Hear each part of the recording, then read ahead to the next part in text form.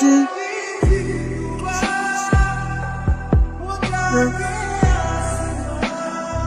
তো প্রথম না ঠিক লাগে বুঝছো, প্রেশার তো দুদিন পরে এতটা কেউ নাও লাগতে পারে। তুমি এখনই দেখা ভালো, কি বলো? তুই তো হাতে ঠান্ডা লাগছে।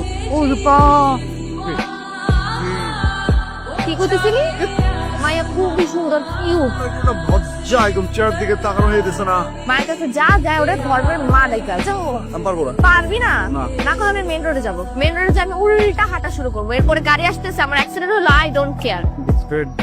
আমারে দিস ইজ সিক্রেট। তুই জানোস না আমি কি? আমি হইলাম লেডি অমিতাভ বচ্চন। বল দে, সো বল। আমি অক্ষয় কুমার, जो मैं नहीं बोलता हूँ वो मैं डेफिनेटली करता हूँ। মা, আমার ধর্মের মা, আমার ধর্মের বোন, আমার অনেক বড় ভুল হয়ে গেছে। আমি একবার তোমার দিকে একটুখানি তাকাইছিলাম বুঝছো, কিন্তু সেটা বড় ভুল না। বড় দোষ হচ্ছে আমার দুটো ফ্রেন্ড আছে বুঝছো, ওই দুজন যে আমি বন্ধু বানাইছে, এটাই আমার জীবনের সবচেয়ে বড় দোষ। অনেক বড় ভুল করে ফেলছি মা, তুমি আমাকে একটু মাফ করে দাও। বুঝলাম না ভাইয়া। বুঝছো না কেন?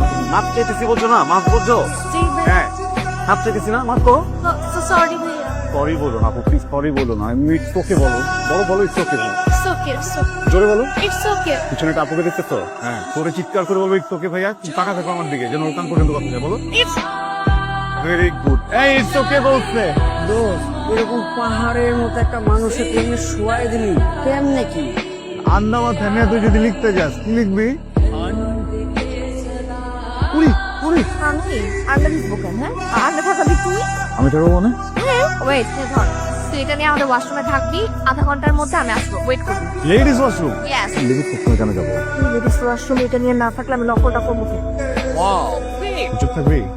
বুঝতেছি না, মানে তুই আমারে দিয়া লেডিস ওয়াশরুমে ঢুকাইতেছস যেন আমি তোর জন্য নকল বানাই। কি? না না না না, যেটা বলছিস সেটা করতে হবে। শোন, আমি যদি তোর জন্য ফেল করছি না, তাহলে আমি ক্যাম্পাসের ছাদের উপর উঠে ওখান থেকে লাফ।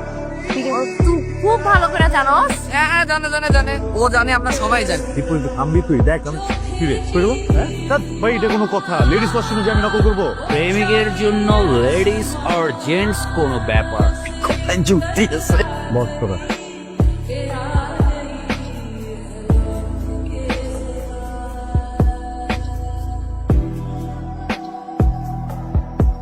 কি করো তুমি এখানে?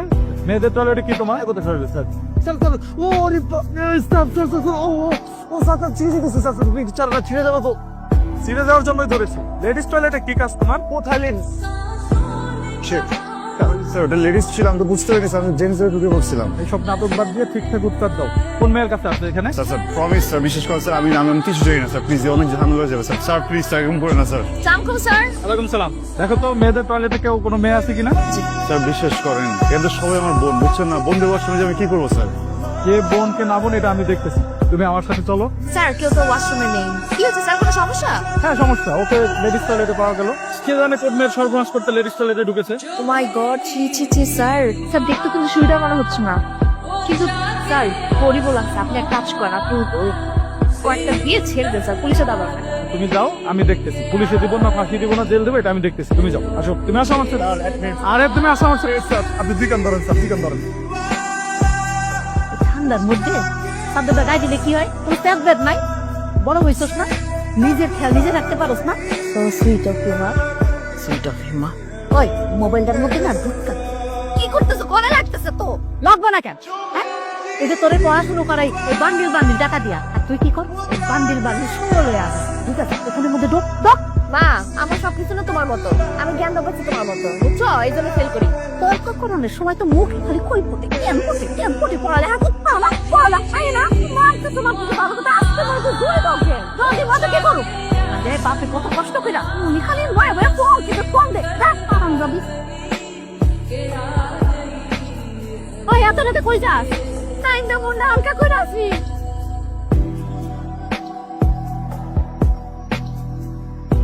আলিসা, তোমাকে একটা কথা বলবো? মা, তোমাকে খাইতে দেখতে না আমার সবচেয়ে ভালো লাগে।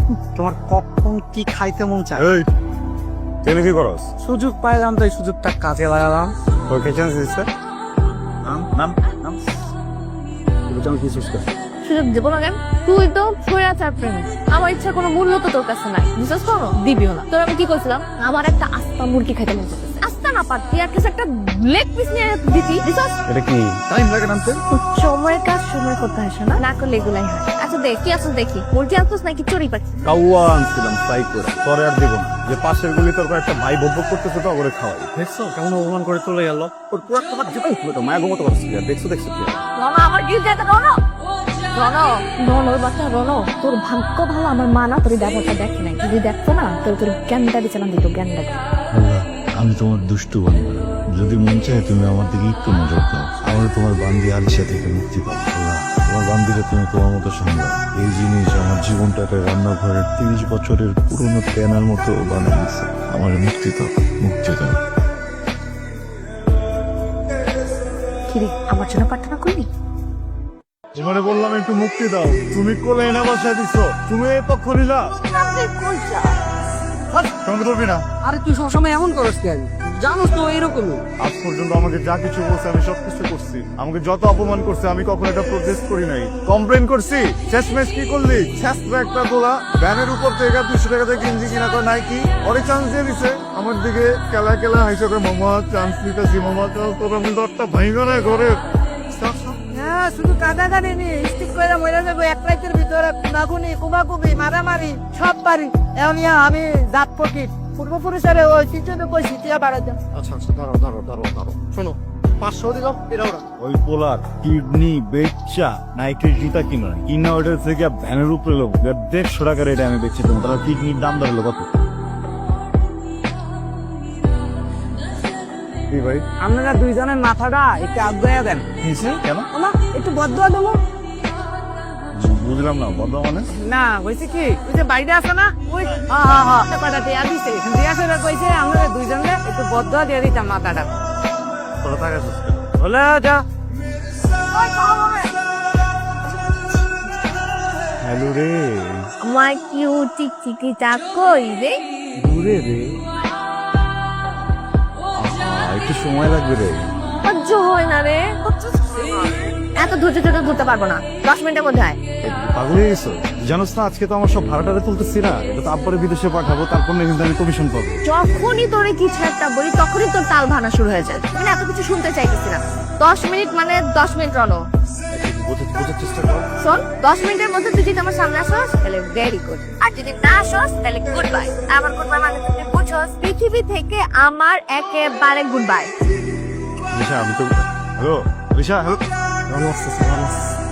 আসতে আসতে ভালো আছে। আসলে যেহেতু বিলটা দিয়ে দিস। কি রে রনো, কি হয়েছে তোর? রনো দেখে কি হইছে? আরে এই ঘর কি হইছে তোর? আরে কি হইছে বল না। বাইক থেকে পড়ে গেছে। বাইক থেকে পড়ে গেছিস মানে? তোর কতবার বলছি আমি, কতবার বলছি তুই সাবধানে চালাবি। হ্যাঁ তুই ধ্যান কই থাকে এত? তোর ভিতরে থাকে, তোর ভিতরে থাকে। তুই জানিস না ট্রেন দিলে আমি কেমন অস্থির হয়ে যাই, মরে যাবো। What is this? সবসময় কেন মরে যাওয়ার ট্রেন দাস আমাকে তুই? আমি তো নিতে পারি না, আমি তো অস্থির হয়ে যাই। ভাই কথাটা সিম্পল, একটা ছেলে যদি একটা মেয়েকে ভালোবাসে, ওই মেয়েটা না তখন ছেলের একটা অক্সিজেন হয়ে যায়। আর অক্সিজেন ছাড়া কেউ বাঁচে? তুই যদি বারবার বলো যে তুই মরে যাবি, তুই এটা করবি ওটা করবি, আমার কেমনটা লাগে? সব সময় একরকম। প্রণাম, সরি আমি না আসলে বুঝি নাই। তুই তো জানোস আমি সবসময় ফান করি, অনেক কষ্ট দিয়ে দিছি না। আমি সরি। আর কষ্ট দে, সমস্যা নাই। তোর না কষ্টতে একটা শান্তি আছে বুঝছিস? আমি জ্বালাইস না, এই ধরনের যন্ত্রণা দিস না, আমি নিতে পারি না, আমি পাগল হয়ে যাবো বুঝছিস? আজকে দেখে বাইক নিয়ে পড়ে গেছি, কালকে দেখবে ট্রাকের নিচে পড়ে যাবো।